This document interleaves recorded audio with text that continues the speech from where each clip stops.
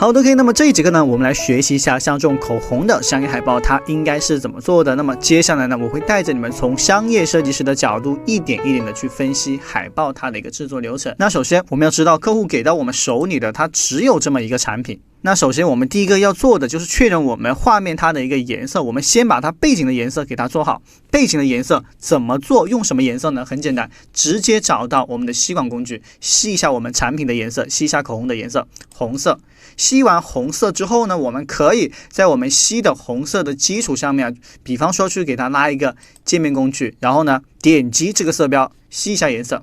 吸完之後呢，就可以在我們吸的顏色的基礎上面去給它進行一個調整的。比方說吸一個這個顏色，然後呢再在我們這個顏色的基礎上面按住 L 的鍵，給它複製一個顏色出來，然後再在它的基礎上面可以給它稍稍的調亮一點點，做出一點區分，然後按住 L 的鍵，再複製一個暗色的部分。好，點擊確定，把這個藍色的刪掉。好，現在呢我們看一下畫面裡面，它就已經做出來了區分了。新建一個圖層，拉一下啊，用我們的界面工具拉一下，看一下效果。有沒有發現它是有過渡的？我們會發現這一塊它是比較暗的，這一塊比較亮，這一塊呢再比較暗，是不是？那麼這樣子的話呢，我們的一個背景啊，它會更加的有層次感，更加的有設計感。但是細心的同學可能會發現啊，這樣子呢，它雖然說比我們的純色背景要好，但是它好像沒有我們這張海報它看起來更加的高大上，是不是？所以說第一個知識點來了啊，在很多的產品海報設計當中，我們與其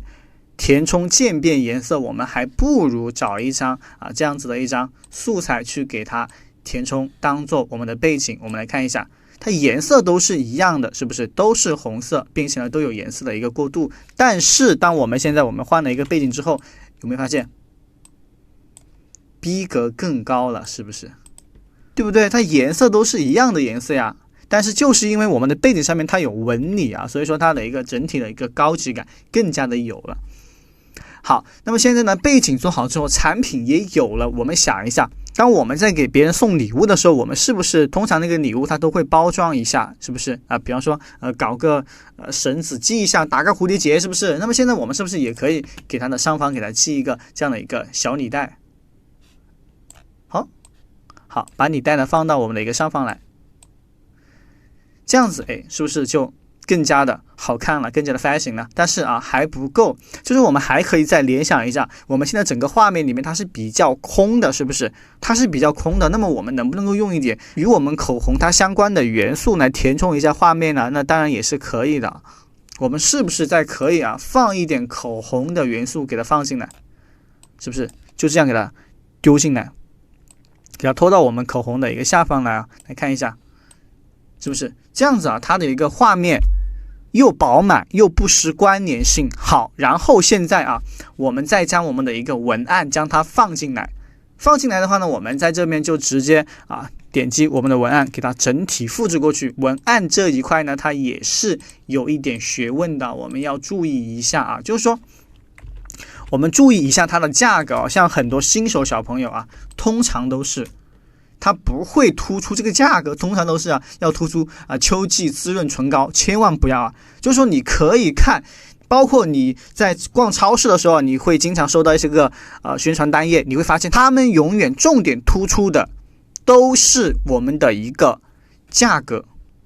但是有一點例外，奢侈品例外就是如果說這個口紅它比較高級的話，我們就不需要突出它的價格，甚至說這一塊都可以不要。它只有低廉的東西它才搞促銷，它才會用價格去吸引人，而奢侈品永遠不需要，好吧？這一點呢需要注意一下然後呢，我們再看一下整個畫面如果說你還想增強一下我們畫面的層次感的話呢，我們可以選擇我們的口紅，右鍵单擊它，點擊混合選項，可以給它適當的給它加一個投影比如說調整一下它的一個距離大小角度都是可以的是吧？好，角度進行一個調整，那這樣子它的一個層次感空間感就進一步的提升了，是不是？如果說你還是覺得畫面的紋理不夠怎麼辦呢？我們還是可以來給它稍稍的加一点點其他的紋理，比方說我們可以直接将這個紋理給它拖過来，拖過來之後你發現它是白色的，是不是？不要慌，因為我們要知道我們要的只是它裡面的這是一個暗色的凹進去的部分，所以說我們可以在圖層模式這裡呢，可以給它進行一個調整，給它加一個顏色加深或者線性加深啊，都可以試一下。好，那就線性加深吧。OK， 現在有沒有發現